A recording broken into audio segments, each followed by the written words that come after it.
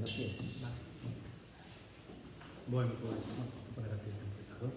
En primer lugar, quería agradecer la consideración que se ha llevado a incluirme en esta serie de charlas, ponencias sobre el uso de la tecnología en el aula. Cuando empecé a abordar el tema de la tecnología... Uy, esto se ha ido pasando solo, no controlo el mando. Vale, cuando... Vete a la izquierda. Sí, no, se ve que le... Hasta luego. Hasta luego. Se ve que le he estado dando yo... A la derecha. Vale, perdón, le he estado dando entonces a los que no eran. Bueno, cuando empecé a sentirme interesado por el tema de la tecnología, en ese momento, en las primeras redes sociales que me abrí, me empecé a definir en aquellos perfiles, en las biografías, como una persona tecnófila y tecnófoba, buscando en cierta forma una cierta contradicción, una paradoja, que yo creo que se puede trasladar a la comunidad educativa hoy día, porque creo que nos movemos un poco en esas dos tendencias. Hay una gran tendencia a utilizar las TIC en todos los ámbitos, pero todavía existe una cierta resistencia, que yo llamo tecnofobia. Y a mí me parece que la resistencia, en cierta forma, está relativamente justificada. Yo creo que no se puede desdeñar en la medida en que, bueno, he recogido solamente algunos de los argumentos que suelen aducir aquellos compañeros que encuentran más dificultades a la hora de emplear la tecnología, pero yo creo que es fácil que nos encontremos todos en líneas generales, que todos nos encontremos de acuerdo o que señalemos que son problemas a los que nos enfrentamos en verdad. Yo señalaría como el más importante de entre todos la falta de una tecnificación real en las aulas de secundaria, que es el ámbito en el que yo me muevo, que es lo que dificulta realmente la posibilidad de desarrollar muchas de las actividades que voy a proponer a continuación. Pero más allá de esto, sí es cierto también que creo que hay que abandonar un poco el conformismo que a veces supone aducir estos argumentos, porque, por otro lado, el movimiento de la tecnofilia, hoy día, siglo XXI, ya estamos en el 2019, el siglo XXI ha avanzado ya bastante, es fundamental. En primer lugar, porque estamos entrando en lo que se denomina la era digital de la información. Obviamente se está produciendo un cambio de paradigma que, como recogía Tony Solano en un artículo que leía recientemente de él, no se está viendo reflejado en la escuela.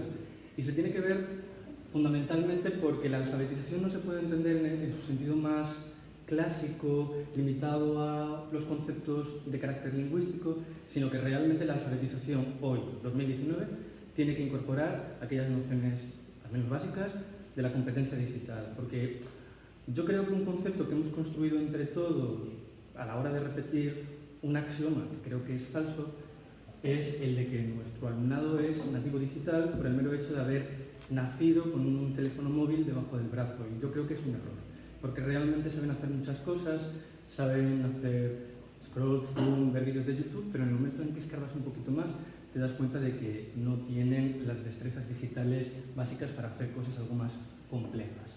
Llevando la tecnología al ámbito del aula, ¿en qué puede mejorar o qué ventajas puede ofrecer al profesorado? A mí personalmente me parece que nos permite trascender un problema que se encontraba el paradigma escolar previo al uso de la tecnología, que era estar encerrados en el ámbito de las cuatro paredes. La tecnología permite abrir una ventana a la realidad extraescolar y que la escuela se encuentre comunicada, contextualizada con el entorno, con el exterior.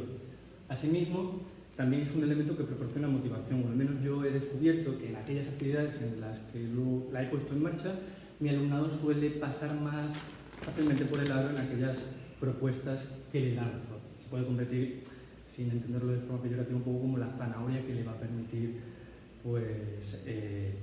desarrollar las actividades propuestas. Porque hay que entender que el alumnado de estas nuevas generaciones presenta una mayor desatención, quizá en comparación con los de etapas anteriores. Y por último, conectado un poco con el cambio de paradigma en el que estamos entrando y que mencionaba al principio, yo creo que es fundamental, y en el ámbito de mi materia, que es la lengua castellana y literatura, así lo señalo, lo que favorecen o lo que permiten las plataformas y las redes sociales que hoy podemos utilizar en el aula es la posibilidad de crear entornos contextualizados y reales de aprendizajes, porque los individuos de la sociedad digital, los individuos de años anteriores, eran solamente consumidores de información, pero ahora no son solamente consumidores, también son prosumidores, es decir, también pueden producirla, generarla, crearla. Y esto, evidentemente, en el ámbito de mi materia, como digo, es muy positivo, es muy interesante para trabajar las destrezas lingüísticas también de carácter productivo. ¿Cómo se traduce o cómo se traslada a aquellas actividades en las que pongo en marcha la tecnología? Bueno, si consigo utilizarla bien, persigo en la medida de lo posible que esas actividades respondan a las 3 características que aparecen recogidas en este triángulo. Tiene que ser funcional, esas actividades deben ser funcionales en la medida en que deben, como acabo de señalar, responder a contextos más o menos reales, más o menos posibles, que el alumnado incluso pueda llegar a trasladar a otros contextos, pero tratando de evitar en la medida de lo posible también pues que las actividades sean más o menos mecánicas, que es algo en lo que se incurre normalmente en los ejercicios que te encuentras en los libros de texto, por ejemplo. Por otro lado, yo creo que la tecnología también favorece la visibilidad, el emplear las plataformas o las redes sociales para compartir el trabajo del alumnado. Evidentemente va a ayudar a que entre por él mucho más motivado, porque puede tener un impacto sobre la comunidad o sobre su entorno más inmediato, sobre la familia, los compañeros, etc. Y por supuesto, lógicamente, como soy profe de lengua, los productos deben ser de tipo textual. ¿Esto cómo se traduce de forma muy mascadita? Pongámonos por caso. Imaginemos que me encuentro impartiendo clase en un cuarto de la ESO, estoy abordando el tema de los medios de comunicación de masas y le propongo a mi alumnado que redacte una carta al director. Esta carta al director le voy a solicitar que la publique en su portafolio digital o en su blog individual para que tenga una cierta visibilidad. Pero claro, no estaría siendo una actividad funcional. Para que fuese funcional, le solicitaré que intente publicarla a través de algunos de los medios de comunicación autonómicos o nacionales que ellos conocen, por lo que tendrá que investigar cómo se hace, tendrá que utilizar el correo electrónico para adjuntar el archivo correspondiente. Evidentemente el texto intentará depurarlo porque ya no solamente lo va a leer el profesor, sino que además lo va a leer toda la comunidad, si consigue ser publicado, etc. En relación con las herramientas, ¿cuáles considero que son idóneas o son las candidatas para utilizarlas? Son aquellas que respondan a mi juicio, 2 condiciones. Por un lado, tienen que ser herramientas de carácter multiplataforma. ¿Y qué entiendo o qué se entiende por herramientas de carácter multiplataforma? Son herramientas que tienen una versión web, de tal manera que se va a poder acceder a ellas a través de cualquier navegador, desde un ordenador, pero además deben disponer de un de una aplicación móvil para que puedan ser descargadas desde un dispositivo móvil con independencia de la marca o del sistema operativo. Asimismo, también intento que sean conocidas por el alumnado. Si esto es posible, en la medida de lo posible también se va a poder integrar aquellos aprendizajes más o menos informales. Pero la segunda condición es que deben ser aplicaciones cotidianas, aplicaciones reales, es decir, aplicaciones que cualquiera de nosotros, adultos, tenemos en el dispositivo móvil, porque no le encuentro mucho sentido a que empleemos en el aula aplicaciones que una vez salimos de ella, del aula de la escuela, pues queden totalmente descontextualizadas, no sepan conectarlas con su realidad más inmediata. Aquí, eso sí, tengo que poner una excepción. La aplicación de la que voy a hablar inmediatamente en la siguiente diapositiva y estas que aparecen recogidas aquí, aplicaciones como Plickr, Socrative, los formularios de Google Drive, que son herramientas de evaluación automática del alumnado que me permiten al inicio de una unidad didáctica o al término de una comprobar el grado de conocimientos que posee el alumnado y que, bueno, para ese fin, dentro de lo que se conoce como evaluación formativa, pues pueden resultar relativamente interesantes. Perdón. Bien, hecha esta introducción, a continuación voy a hablar del primer grupo de 3 experiencias en que he vertebrado mi charla. Esta no es una experiencia realmente con la que persiga la consecución de la competencia digital por parte del alumnado, pero es cierto que al menos en la forma en que yo la entiendo, pues en la tecnología es totalmente inviable. Bueno, en el momento en que lo he proyectado esta diapositiva entiendo que han visto que soy uno de esos frikis o de esos locos que se ha dejado convencer o seducir por las bondades de la metodología Flipped Classroom, que también se conoce en castellano como clase o aula invertida, y que aquí en Cantabria tiene otros exponentes. Pienso ahora, por ejemplo, en David Sierra, que es profesor del área de matemáticas, actualmente se encuentra trabajando en el IES Bernardino Escalante.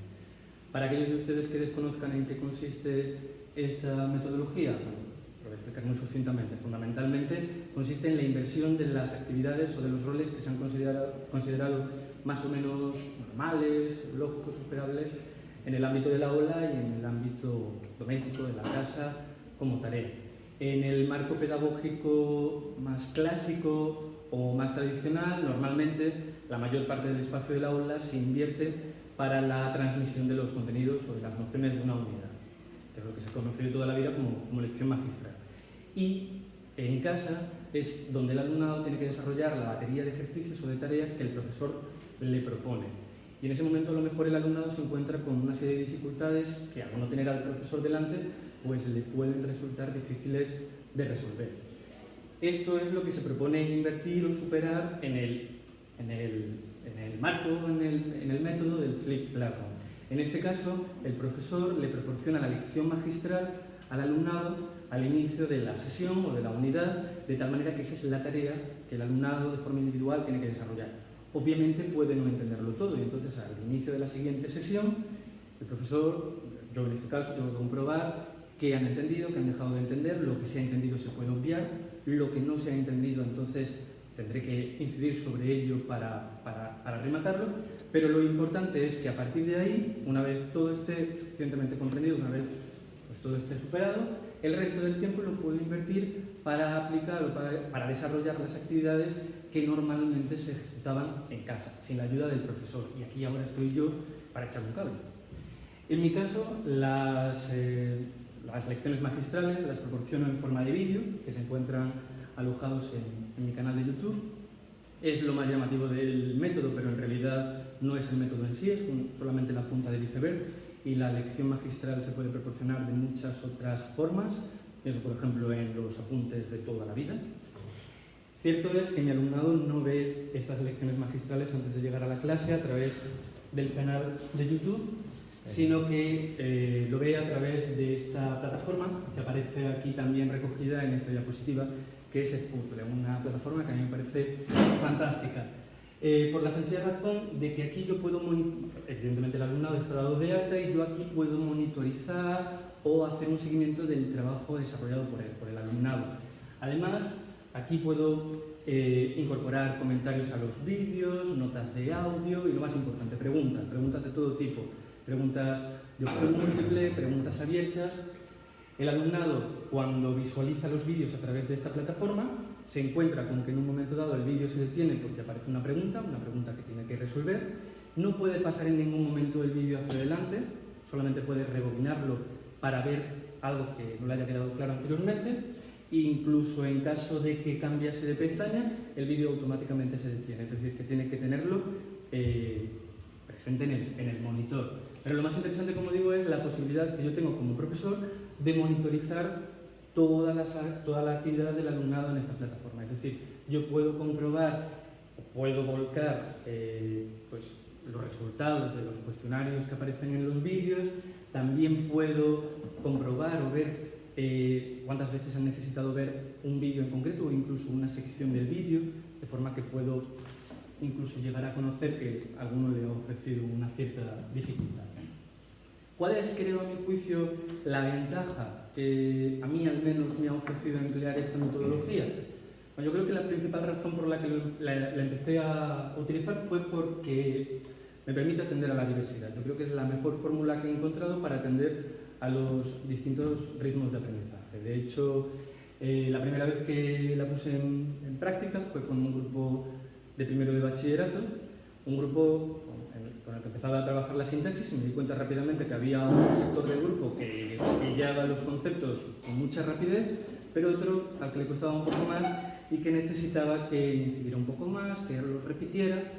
El hecho de poder disponer, en este caso, de las lecciones del profesor en forma de vídeo, poder verlas cuantas veces quisiese, tomar los apuntes a su ritmo, a su velocidad, yo creo que en este sentido les ayudó bastante.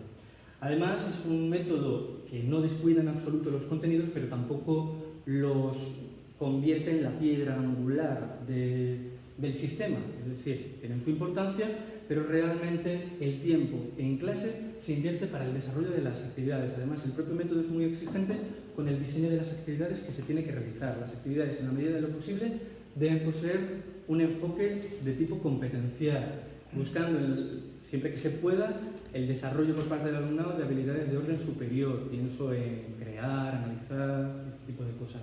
Todo lo que normalmente se ha englobado bajo el paraguas de las metodologías activas. Son estas metodologías en las que se persigue que el alumnado desarrolle aprendizajes significativos, además convirtiéndose en el protagonista de su propio proceso de enseñanza-aprendizaje.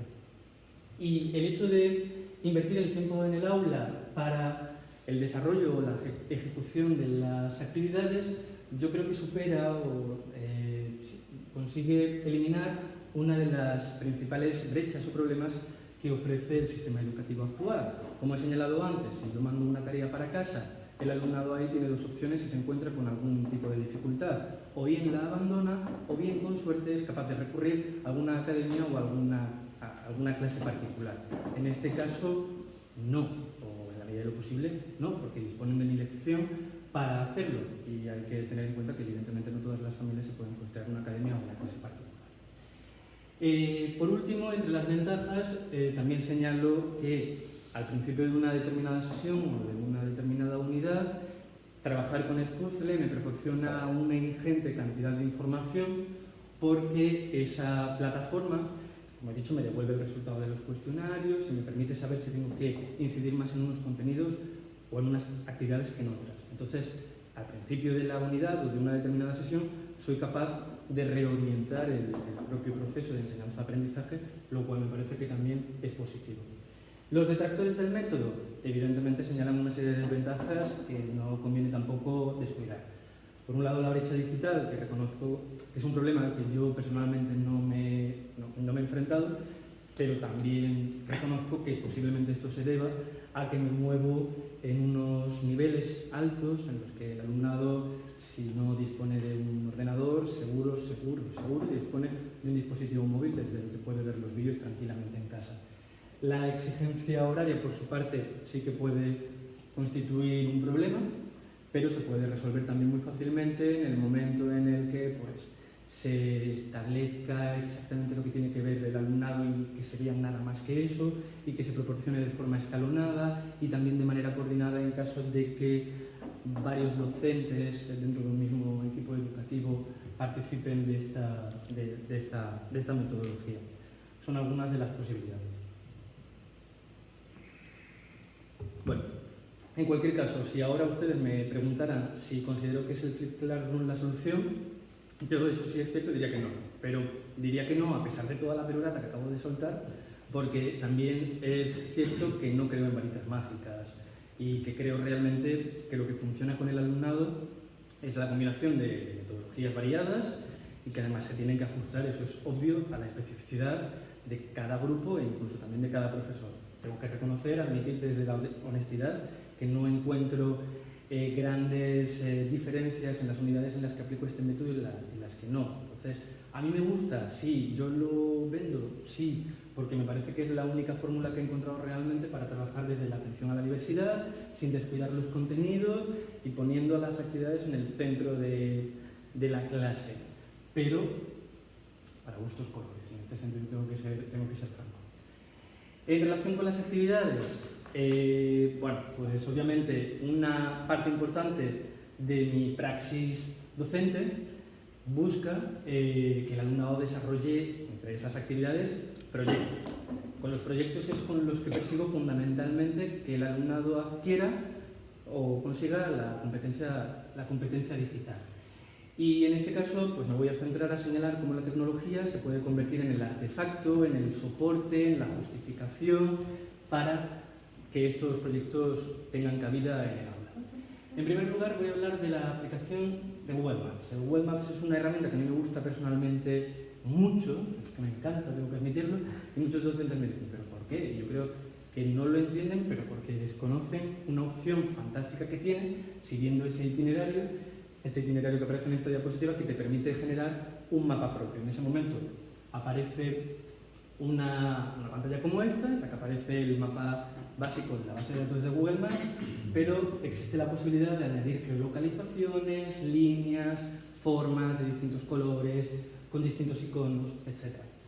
Esta herramienta, antes de aplicarla sobre algún proyecto en particular, la inicié con esta actividad de carácter puntual que desarrollé con el alumnado de cuarto de la ESO cuando trabajaba en el Instituto Las Llamas de Santander. En ese momento me encontraba impartiendo la unidad didáctica del realismo y me pareció fundamental conectar lo que estábamos viendo en ese momento en el aula, los textos, los autores, con múltiples espacios que existen en esta ciudad, que es una ciudad que está íntimamente ligada con este movimiento literario. Así que creé este mapa que compartí con mi alumnado a través del blog de aula, y desde él rápidamente el alumnado podía estar consultándolo desde sus dispositivos móviles. A través de este mapa lo que perseguía fundamentalmente era que a lo largo de un amplio plazo que le concedía a mi alumnado visitasen esos puntos que aparecen aquí recogidos, puntos en los que aparece o se encuentra la estatua de Galdós del Sardinero, el Parque de Sotileza, los Raqueros, etc. En este punto, que aparece aquí recogido y destacado, de hecho lo que aparece es la placa conmemorativa con el texto de Galdós de la playa del Camello, que se encuentra ahí en un huequillo y pasa un poco desapercibido. El alumnado tenía que visitarlo, tenía que ir in situ, me tenía que mandar o enviar un informe en el que señalase o recogiese las justificaciones que me han movido a mí a recoger estos puntos en el mapa.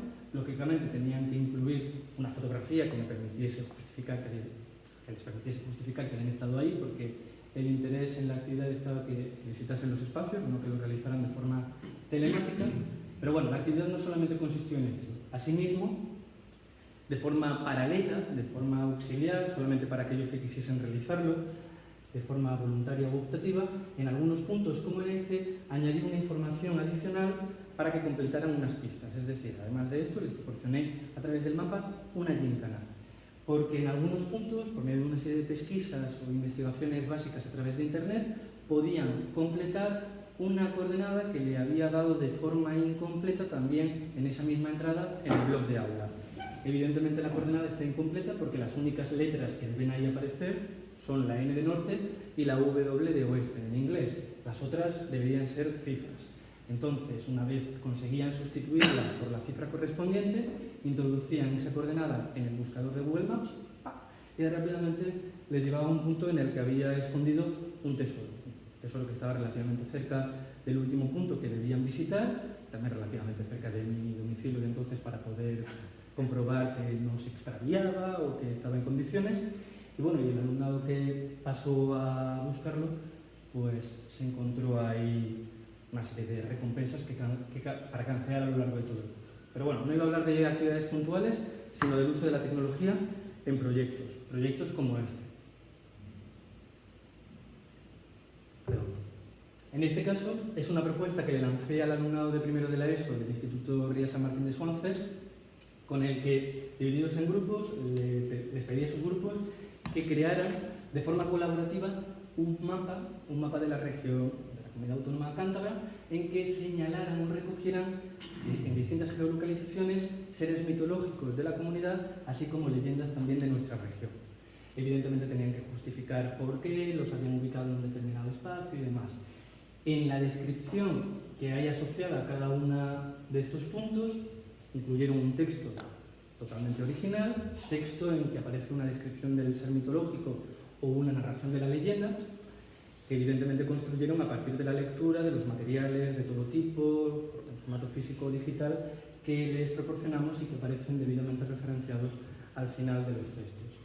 Todos los proyectos, en este caso, finalizan con una exposición oral del alumnado, que en este caso, además, realizó un formulario de Google Drive que sirvió de cuestionario para que el propio grupo evaluara el grado de atención de sus compañeros durante su exposición oral, para comprobar si les habían entendido o no. También con Google Maps, en este caso mucho más reciente, el curso pasado, con un tercero de la ESO, ya en el instituto en que me encuentro actualmente, en el Ricardo Bernardo, desarrollé esta propuesta que titulé De vacaciones a Santiago. En este caso, lo que trabajábamos era la literatura medieval, que me parece que en muchos momentos queda descontextualizada en ese nivel porque no se conecta con otras manifestaciones artísticas como la arquitectura, la escultura, la pintura, que también son interesantes de conocer, y también tampoco se vincula muchas veces con la propia historia, que en este momento se daba la casualidad de que la estaban trabajando en ese momento simultáneamente en el área correspondiente. La propuesta consistió en que, divididos por equipos, cada equipo se convirtiera en una especie de agencia de viajes que tenía que diseñar un viaje por alguno de los caminos de Santiago que vertebran nuestro país. Porque había un hipotético viajero que les había lanzado esa propuesta, que solamente sabía que quería desarrollar el viaje en bicicleta, pero no sabía nada más. Es decir, no sabía cuál iba a hacer. Unos se encargaron del Camino del Norte, otros del Camino francés, otros del Mozárabe, etc. Lo que pedía ese hipotético viajero, eso sí, es que en la bicicleta, en el manillar, iba a llevar un GPS de montaña en el que se iba a descargar un track, una ruta en formato GPX, que ellos tenían que prepararle a través de Google Maps para que en todo momento conociera el itinerario, y en él además tenían que recoger aquellos espacios que fuesen de algún interés. Normalmente los alojamientos en los que ese viajero iba a pernoctar, y también aquellos claves de tipo cultural que estaban relacionados con la Edad Media y que, bueno, recogieron y justificaron en el momento en que realizaron su exposición oral. Asimismo, aparte de este producto y la exposición oral, que evidentemente tuvo lugar al final del proyecto, también desarrollaron o también tenían que presentar un presupuesto. Lógicamente el viajero quería saber cuánto dinero se iba a gastar, si no, no tiene ningún sentido, aunque el dinero era lo de menos. En este caso lo realizaron por medio de una hoja de cálculo de Google Drive.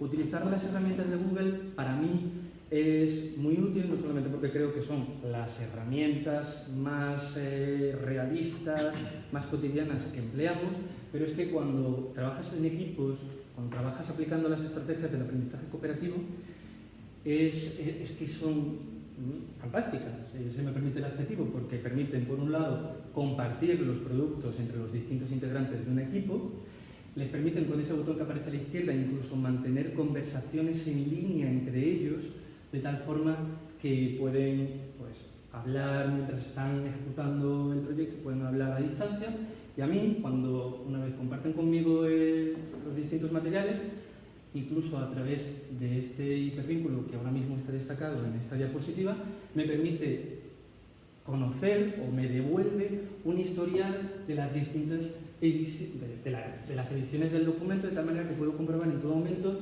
qué integrantes han participado más, qué integrantes han participado menos, cuál se ha escaqueado, cuál lo ha hecho todo, o en ese sentido, bueno, evidentemente esto permite evaluar de forma individual, a pesar de que trabajen de forma, insisto, cooperativa. Ahora cambio de tercio y salto a otra herramienta, en este caso YouTube. Sí, es verdad que voy a aclarar que la herramienta no obliga o no exige que el alumnado tenga que subir los vídeos de los que voy a hablar rápidamente. En este caso sí que los subieron a la herramienta YouTube porque no aparecían en ellos. En la siguiente propuesta que voy a lanzar, no. Aunque están subidos, pero están en formato oculto, de tal manera que realmente no se puede acceder a ellos. Bueno, en este caso es una propuesta que le lancé a un primero de la ESO, propuesta con la que le pedí que redactara un cuento imitando la estructura de los cuentos del Conde Lucanor que estábamos trabajando en ese momento. Para ello les lancé distintas propuestas que partían de cuentos tradicionales, normalmente cuentos Disney, pero eso sí, con una vuelta de tuerca para intentar trabajar la educación en valores. Así, por ejemplo, La Bella y la Bestia sirvió para trabajar la violencia de género, Motocienta para trabajar la emancipación de la mujer, Timón y Pumba y Simba para trabajar la existencia de todo tipo de familias homoparentales, etc.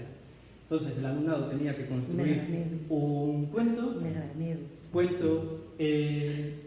que lógicamente tenían que radiar porque iba a aparecer en formato vídeo, pero tenían que pensar en que había un potencial público con dificultades auditivas que a lo mejor necesitaba que estuviera escrito. Por tanto, también se preocuparon en esmerar la parte de la redacción, la parte de la ortografía, de la corrección normativa y demás, porque claro, esto iba a quedar publicado y tenía que quedar en condiciones. En relación con la parte visual, bueno, lo que aparecen son fundamentalmente ilustraciones del alumnado, algunos llegaron incluso a realizar algún dibujito, alguna ilustración en una pizarra de estas blancas y lo grabaron desde arriba desde una perspectiva cenital. La última propuesta de proyecto que comparto es esta de aquí, que la he lanzado mucho más recientemente, la he trabajado en este curso con mi alumnado de cuarto de la ESO, en el Ricardo Bernardo. Y nada, aprovechando que teníamos que leer las leyendas de Gustavo Adolfo Bécquer y que da mucho miedo y todas estas cosas, se me ocurrió que, también trabajando desde la perspectiva de la transmedialidad, es decir, que a partir de un género literario podamos obtener un producto de otro género distinto, hemos desarrollado una serie de guiones que les han llevado finalmente a grabar su propio programa de cuarto milenio en el que han tenido que teatralizar las escenas y demás. En este caso, por ejemplo, aparecen 3 chicas representando la leyenda del Monte de las Almas. Pero en cualquier caso, tal como yo entiendo el uso de la tecnología en el aula, no la limito solamente a los proyectos, sino que creo que la variedad que ofrece el espectro de herramientas que podemos hoy día disponer nos permite trabajar puntualmente en muchos contenidos. A continuación, en este tercer grupo de experiencias, con el que ya voy a finalizar mi exposición, voy a hablar de 3 herramientas con las que fundamentalmente trabajo las destrezas lingüísticas de producción y de recepción. En este caso hablaré de Fanfiction y Wattpad, que si no las conocen son 2 plataformas muy similares, plataformas en las que el usuario puede compartir sus textos, sus producciones, con la esperanza de que otros usuarios los lean, porque cualquiera puede entrar aquí y leer lo que aparece. De hecho, yo tengo que reconocer que soy friki, ya lo he dicho antes, entonces no tengo problema en volver a admitirlo, pero creo que aprendí más a escribir, más que en la escuela, aprendí a escribir en fanfiction, que fue una herramienta que yo utilicé mucho en mi adolescencia, porque yo publicaba ahí cosas, la gente las leía, tú te animabas y dije, bueno, pues esto lo puedo utilizar con mi alumnado. Entonces, ¿cómo lo trabajo? Siempre, normalmente les propongo historias de tipo encadenado, es decir, yo les proporciono el primer capítulo, el arranque de la historia y a continuación, de forma aleatoria, distintas personas van construyendo, van proporcionando los capítulos siguientes que yo me encargo de subir a la plataforma correspondiente. Evidentemente, el alumno al que le toca realizar la continuación se esmera en que se realice bien, porque obviamente va a tener un impacto sobre la comunidad. El impacto es tan sorprendente muchas veces que en este caso que acabamos de empezar es la historia del taller de lengua de segundo de la ESO con el que estoy trabajando este curso. Ya tiene seguidores, ya tiene visualizaciones, ya tiene comentarios y eso evidentemente a ellos les llama mucho, les llama poderosamente la atención. Y en cualquier caso, por si quedara algo que corregir, siempre se lean el conjunto de la clase y ahí, en ese momento, se resuelven entre todos, se corrigen entre todos los elementos que puedan tener, lo que da lugar evidentemente a trabajar la corrección normativa, ortográfica y gramatical. La segunda herramienta que voy a mencionar es Twitter. Yo o soy muy pesado o utilizo Twitter mucho, no lo sé. No soy muy pesado porque a mi alumnado le encanta Instagram, porque claro, no tiene que leer absolutamente nada, son solamente imágenes, y yo trato en la medida de lo posible siempre de meterles esta herramienta por los ojos. Pero es que me parece muy versátil, porque se puede utilizar en cualquier área, para cualquier aspecto. Te inventas una etiqueta y ala, a funcionar. ¿Para qué cosas la he llegado a utilizar? Bueno, para la creación literaria, por ejemplo, proponiéndoles distintas etiquetas con las que ellos iban volcando sus microrelatos. También en este caso lo hemos utilizado para trabajar narraciones encadenadas, en este caso en forma de hilos de mensajes, en este caso además tratando de emular a Manuel Bartual, que no sé si lo conocen, bueno, apareció hace 2 veranos, hizo algo similar y dio el pelotazo. Y también, por supuesto, se pueden trabajar algunos aspectos de la literatura, tratando o pidiéndoles que traten de emular aquellas composiciones que estamos trabajando en un momento dado. Por ejemplo, aquí ellos tratan de producir sus propias greguerías a imitación de las de Ramón Gómez de la Serna.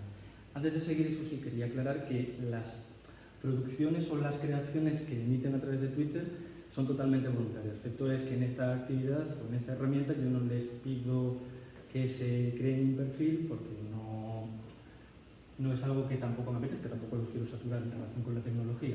Pero bueno, como ven, la verdad es que participan abundantemente.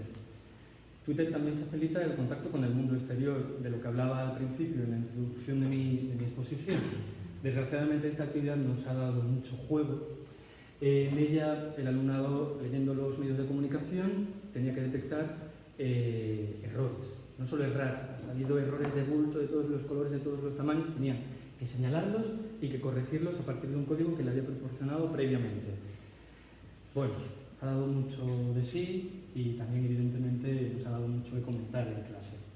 Por ejemplo, actualmente también le he solicitado a mi alumnado de cuarto de la ESO con el que estoy trabajando en los medios de comunicación y el comentario de texto, con el ánimo de animarlos, de incitarlos a que lean textos o columnas de opinión, les he pedido que a través de la red vuelquen o compartan aquellas que les llaman más la atención, expresando muy mínimamente, evidentemente en el espacio de que disponen en el tweet, la valoración personal que su lectura les ha provocado o sugerido. También, asimismo, permite trabajar desde una perspectiva del role-playing, que es adoptar un rol o un papel totalmente distinto del que les corresponde. En este caso, una propuesta que lancé a un cuarto de la ESO, aquí sí que les pedí que se crearan un perfil, pero era un perfil de tipo falso, en el que tenían que hacerse pasar por los distintos autores de la generación del 27 y durante una serie de semanas compartieron o publicaron a través de esta red social aquello que posiblemente hubieran compartido estos autores en caso de que hubieran vivido y creado sus producciones con esta herramienta funcionando. Evidentemente esto supone un ejercicio de investigación previo, de comentario una vez se leen sus producciones en el aula, etc. Incluso lo he llegado a utilizar con la sintaxis, porque reconozco que a mí la sintaxis es una cosa que me gusta mucho, pero al alumnado no. Y tampoco además le encuentro mucho sentido a trabajarla desde la perspectiva analítica, porque realmente cómo funcionamos a la hora de producir textos es por medio de la producción sintética, es decir, construimos estructuras, construimos enunciados a partir de una estructura, no las desencajamos. Entonces, a través de Twitter les proporciono etiquetas, y estos son algunos de los primeros ejemplos que les proporcioné, y el alumnado rápidamente se anima a lanzar sus propuestas. Lo más curioso que me ha ocurrido aquí es que incluso personas que no tienen nada que ver con el grupo, oye, se animan como si hacer esto fuera lo más divertido del mundo.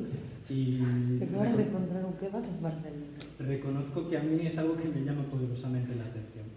La última propuesta que he lanzado a través de esta red social es lo que he venido a llamar actividades de motivación. En el departamento del instituto en que trabajo ahora, creo que tenemos un cierto perfil torturador en primero de bachillerato porque les pedimos leer en la primera evaluación el cantar un poema de Biofil. Y con 16 años es duro, es duro. Entonces, para que entren con algo más de ánimo en la lectura, les propuse que publicaran a través de la red distintas citas, distintos extractos, acompañados de imágenes o GIFs de Juego de Tronos. Les hizo mucha gracia y participaron activamente. De hecho, tanto que actualmente seguimos con la actividad, pero en este caso ahora con la Celestina. Y ya no son imágenes o GIFs. En este caso, lo que le he pedido es que creen sus propios memes, que es algo que les hace mucha gracia. Y la última herramienta de la que voy a hablar por fin es una que a mí personalmente me gusta mucho y con la que fundamentalmente lo que persigo es el trabajo de la lectura. Es Goodreads, que si no la conocen, a mí me encanta, es una herramienta, es una red social, es una comunidad de lectores, donde cualquier usuario puede compartir qué libros ha leído, qué valoración le sugieren, si necesita compartir una reseña puede hacerlo también, puede señalar qué libros está leyendo actualmente, por qué páginas se encuentra, qué libros quiere leer, hay comunidades o foros de discusión, es decir, es muy amplia y además tiene un formato de red social, la interfaz se aproxima, se parece mucho a Facebook, lo que hace, oye, que podamos darle una pátina de sociabilización a la lectura, que es algo que, oye, a lo mejor ayuda a que el alumnado pues la realice con algo más de agrado. Y también, pues, al poder compartirla, pues puede hacer algo de postureo, porque si no hacen postureo ellos no, pues, como que no pasan por este tipo de actividades. Bueno, estas son algunas de las posibilidades que ofrece esta herramienta. Es una captura de pantalla del menú lateral de la aplicación, pero bueno, no me voy a detener aquí. Las principales ventajas que señalo es que, bueno, evidentemente, como en cualquier red social, se puede realizar una interacción con el usuario, con los amigos. Confieso que tengo a mi sobrina de 8 años también en Goodreads, vive muy lejos, y la forma en que veo que lee o la animo a leer es por medio de la herramienta. terminado un libro, porque a ella lo que le encanta es que le deje me gustas. Ella quiere en todo momento que si se ha leído un libro o ha escrito una pequeña reseña de un libro infantil, le ponga un me gusta. Otra opción también que da esta herramienta es la de ofrecer recomendaciones. De hecho, normalmente le pido a mi alumnado que me recomiende libros. Yo necesito actualizarme. ¿Qué libros podemos mandar al curso siguiente? Porque si no me desactualizo. Y lo hacen normalmente con fruición, de manera que así podemos hablar de los libros, que es a mí personalmente lo que me interesa. Es decir, que de igual forma que se terminan recomendando películas de Netflix o series de Netflix, que podamos hablar de libros con normalidad en el aula. Y a veces esta aplicación lo permite. Fundamentalmente la trabajo con dos objetivos o con dos finalidades. Integrar las lecturas que el alumnado realiza de forma informal, es decir, las lecturas de tipo placer. En este caso esta es una crítica reseña que desarrolló un alumno, todavía no la había corregido, entonces hay alguna cosa que pulir, pero bueno, hice la captura de pantalla igualmente. Y es lo que le pido al alumnado que realice para que yo pueda conocer que han leído un libro más allá de las lecturas obligatorias del curso. En ese caso, una vez han compartido a través de esta herramienta la crítica reseña, la comparten la dirección de la misma a través de un muro de Padlet donde aparecen las portadas de los distintos libros que están leyendo y que muchas veces ves que se repiten porque en el momento en que conocen que alguien lo ha leído, le interesa y lo buscan también. Y evidentemente yo aparezco porque yo leo y ellos tienen que saber que los profesores también leemos y a veces nos dicen ¡guau, qué truña te has leído! O todo lo contrario. Y lógicamente, para animarlos, para convertirlo en algo donde podamos meter la ludificación, hay un lectómetro que yo llevo en una hoja de cálculo de Google Drive, que al final del mes, en este caso es la versión a día 1 de febrero de 2019, lo cierro, lo imprimo, lo llevo al aula, lo comentamos, ¿cuánto has leído? ¿Cómo te ha dado tiempo? Bueno. También, ¿qué persigo? Por último, como no me gusta evaluar las lecturas por medio de pruebas escritas, porque me parece que es algo que atenta contra el fomento a la misma, contra el fomento a la lectura, esta herramienta me viene muy bien porque lo que les planteo es que en ella trabajen por grupos conformando clubes de lectura, como si fueran clubes de lectura digitales. Entonces, las lecturas que están trabajando en este momento, que es la donde surgen las sombras, por ejemplo, en cuarto de la ESO, semanalmente la van comentando a través del hilo de discusión correspondiente. Evidentemente, esto obliga a que trabajen las destrezas de producción lingüística, porque yo le pido que tengan corrección ortográfica y demás. Así que ponemos en juego no solamente la lectura, sino otras estrategias también. Y había incluido otra herramienta, pero voy a cansar, la paso, yo le había comentado a José Antonio que la eliminaba, además, si no me pasaba, me he pasado de 2 minutos. Vale. Muy bien, muchas gracias. Las preguntas ya no las...